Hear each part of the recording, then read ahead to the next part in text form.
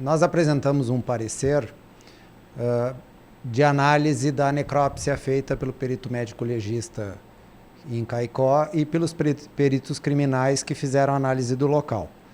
Lembrando que essas são perícias irrepetíveis, ou seja, elas só podem ser feitas uma vez, porque tanto o local onde os fatos aconteceram quanto o corpo vão sofrer modificações que podem inviabilizar a realização dessa perícia pela segunda vez. E eu encontrei uma série de inconsistências, mais do que inconsistências, alguns erros grosseiros do médico legista na necrópsia que comprometeram todas as conclusões dele. Então ele nos fala, por exemplo, de uma fratura de cartilagem no pescoço da Zaira.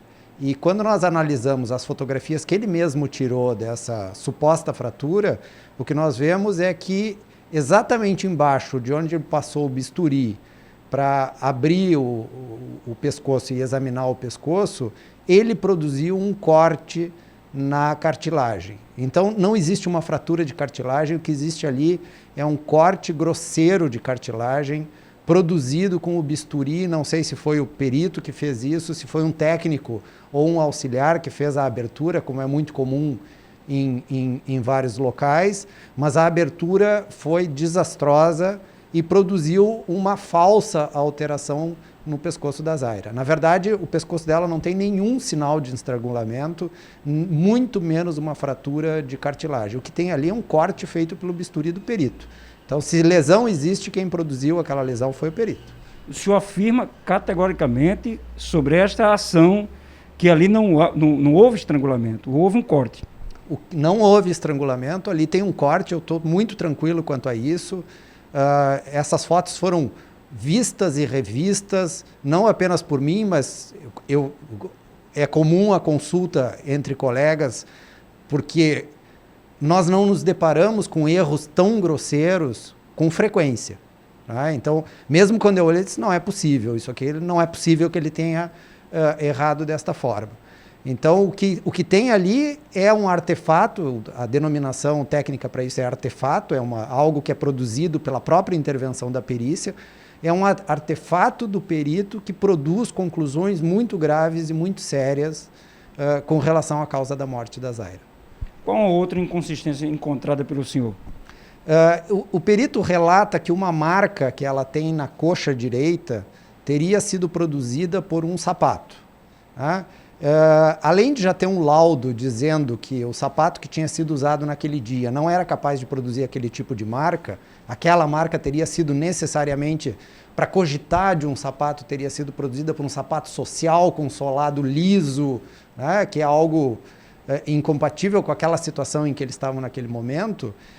Ele simplesmente ignorou os achados e as informações que vieram do próprio local que mostram que a Zaira estava deitada de bruços e numa posição tal que aquela marca encaixa perfeitamente no fixador do cinto de segurança do lado dela. A marca seria do fixador e não do sapato? A marca seria do fixador por causa do apoio do corpo.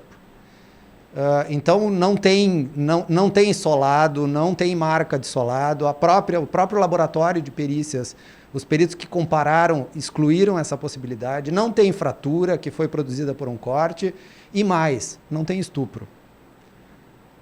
Não se encontrou absolutamente nenhuma lesão compatível com estupro no caso da Zaira. O que se encontra, que são vestígios de relação sexual, sim, essa relação sexual o Pedro jamais negou, então ela é compatível com o relato dele, os vestígios falam claramente que houve uma relação sexual consensual naquele caso. A causa-morte foi apontada, fora essas, no seu entendimento, no seu estudo técnico, o senhor acha que foi o quê? Eu não tive acesso ao corpo num primeiro momento e uma série de elementos que o perito deveria ter recolhido, ele não recolheu. Então ele deveria ter verificado, ampliado o toxicológico, deveria ter enviado o coração dela para exame anatomopatológico. E por que o coração dela? Porque a causa mais comum de morte súbita em jovens, inclusive jogadores de futebol, nós tivemos aí nos últimos anos vários casos, é a arritmia cardíaca. E a arritmia cardíaca é facilitada, entre outras razões pelo consumo de álcool, especialmente consumo de álcool associado com cafeína. Doutor, há algo que o senhor queira acrescentar dentro desse contexto da audiência de hoje? Eu acredito que a audiência de hoje foi bastante positiva no sentido de poder esclarecer esses elementos tanto para o magistrado quanto para o Ministério Público. O que nós temos é uma situação de um erro grosseiro produzido pela perícia que, neste momento, mantém um jovem com um histórico ilibado na prisão por algo que ele não cometeu. Qual a sua avaliação hoje, pontualmente hoje, durante a audiência? Eu acredito que a audiência foi positiva, né? É difícil nós anteciparmos o convencimento do magistrado, isso cabe só a ele, seria desrespeitoso tentar antecipar qualquer julgamento nesse sentido, mas eu acredito que nós cumprimos a missão de hoje, que era esclarecer e debater tecnicamente os achados, demonstrar com fotografias, com o material, que é o nosso trabalho. Quer dizer, meu trabalho é um trabalho técnico e acredito que, nesse sentido, ele hoje foi um trabalho bem sucedido. Tá bom, doutor. A gente agradece a sua disponibilidade. Inclusive, o senhor deu uma paradinha aqui na cidade de Currais Novos para atender a imprensa e a gente agradece essa sua prestígio de estar aqui e oferecer, mais que tudo, esclarecimento para o público. Eu que agradeço a oportunidade.